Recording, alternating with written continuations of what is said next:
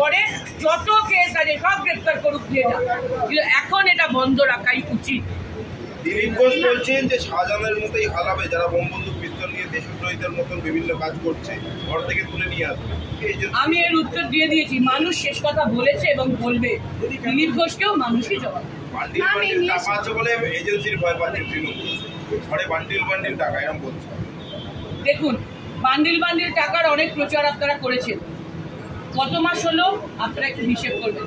বছর ঘুরে গেল কি হিসেব করবেন? ভুলে গেল না বছর? প্রমাণ হয়েছে ইডি সিবিআই এত মহামহিম সব রাষ্ট্রপ্রধানরা কিছু প্রমাণ করতে পারলেন না। এখন একটা চার্জশিট দাখিল বা ন্যায় বিচার কোথায়? ফলে বান্ডিল বান্ডিল টাকা আপনারা টিভিতে দেখালে আর ওরা মুখ দিয়ে বললেই সেটা প্রমাণ হয়ে যায় না। আইনে সেটা প্রমাণ করতে হবে, তো প্রমাণ হোক, তারপরে দোষীকে দোষী বলবে। ততদিন সে অভিযুক্ত, ততদিন আপনার অভিযোগ আমরা ধরছি না। প্রমাণ আজ অবধি একটা প্রমাণ। মুখ্যমন্ত্রীকেই গ্রেফতার করতে হবে। এনআইএ আক্রমণ মানে সংবিধানকে আক্রমণ, দেশ বিরোধী কাজ।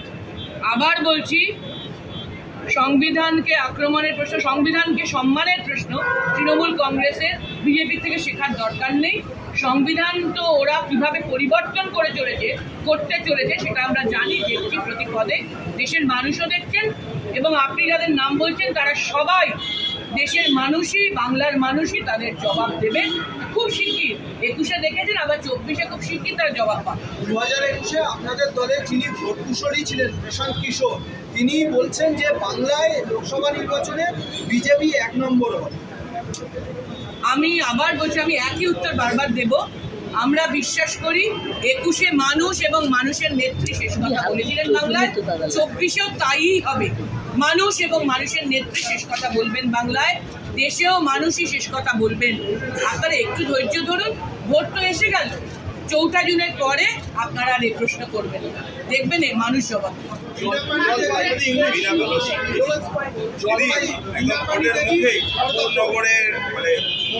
দেখা যায় শান্তনু ঠাকুর কেন্দ্রীয় মন্ত্রী, তার বিরুদ্ধে অভিযোগ যে বীণাপানি দেবীর ঘর জোর জবরদস্তি সেটা তালা ভেঙে ঢুকে দখল করে দিয়েছে।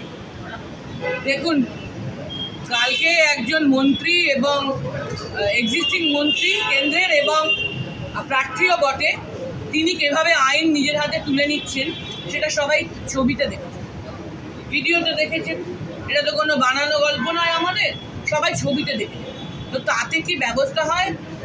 এফআইআর করা হয়েছে, আইনের ব্যবস্থা নেবে। আমরা তো আইন নিজের হাতে তুলে নিই না, ফলে আমরা বলতে পারবো না আমরা ঠিক জায়গায় জানিয়েছি, নিশ্চয়ই আইন তার ব্যবস্থা নেবে।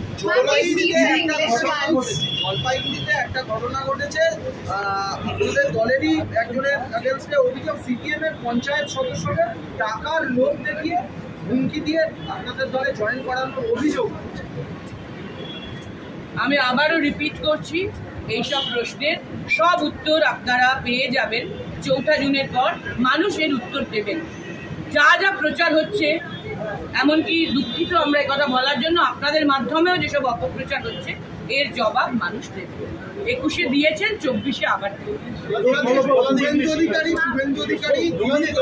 हम बोलना चाहते हैं कि आप लोग